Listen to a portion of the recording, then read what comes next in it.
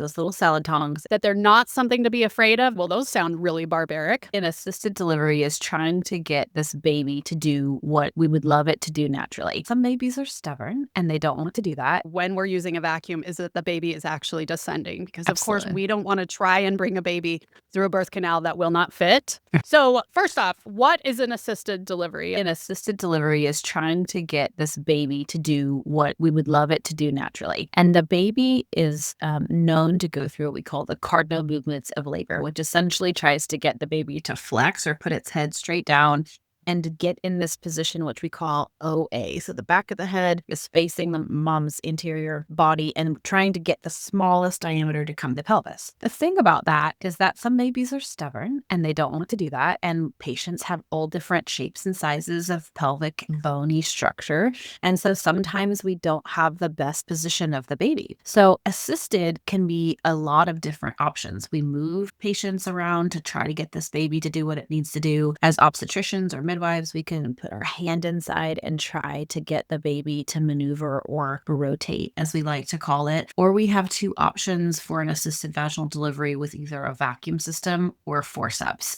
And really the concept with those two things is that you're trying to get this baby to rotate to get the smallest diameter to come through the pelvis while the patient is pushing. And then you provide traction with either forceps or with a vacuum to be able to assist in that rotation and pull while they push. If you look statistically what's happening with assisted vaginal delivery across the United States, they're both less than 5% and about 3.5% to 4% vacuum assisted vaginal deliveries. And then forceps, unfortunately, are almost extinct. There's a huge misnomer that forceps have kind of gone out of practice because they're so much more difficult to learn. And I really couldn't think that that's farther from the truth. The point or the purpose and the mechanism of a vacuum is to reinstitute the cardinal movements of labor that occur with traction, right? So traction helps that. The vacuum goes right along that sagittal suture, just anterior to that posterior fontanelle or that soft spot. And when you pull through the vagina, so this right here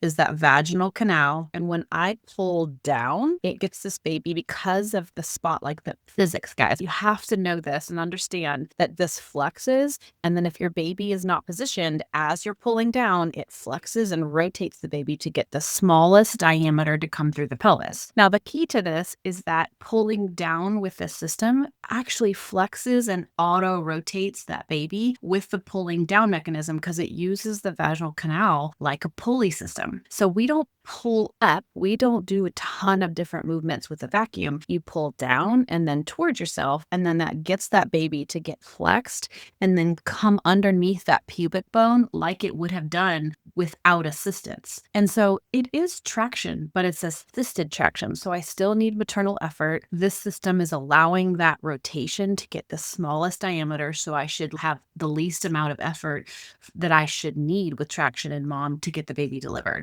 It's not just about traction or pulling it out. I've heard that sort of like tow truck mentality. One of the most important things that we're all watching for when we're using a vacuum is that the baby is actually descending, because of course we don't want to try and bring a baby through a birth canal that will not fit. The way we're talking, we're like every delivery gets a vacuum or forceps, but I want to remind you guys, you said at the beginning, this is about 5% of deliveries, but it's enough that it's awesome to know about so that you're not caught off guard. I think a lot of people learn about forceps or vacuums and they're like, well, those sound really barbaric.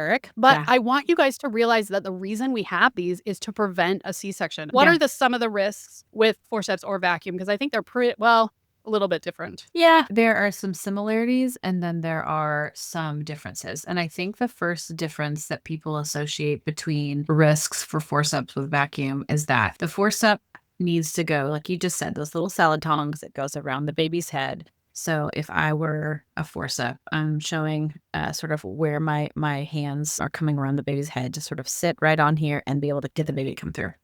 So that inadvertently widens the diameter of what is having to come through the pelvis, because I now not only have the baby's head, but I also have those blades. And those blades are thin, but they still widen the diameter of what's coming through. And so you have maternal risks with the forceps that can cause vaginal lacerations, or what we call sulcus tears. You can also have a tear on the posterior side, like right where we think of where we have an episiotomy, it can tear. You still can have risks to the baby with forceps and vacuum. and that is a skull fracture or tearing or shearing of the blood vessels that are in those, like in between the scalp and the skull, and that's called a cephalohematoma or a subgaleal hemorrhage. Also, I am so glad that we have advances like the Kiwi vac so that we're able to do things better than maybe we were doing before, or have another option, because I'm not saying that the vacuums are right for everything, and I think you said that too, but this one is better. This video and this podcast sponsored by Laborie, they make a lot of things that we can use to help prevent C-sections or make C-sections safer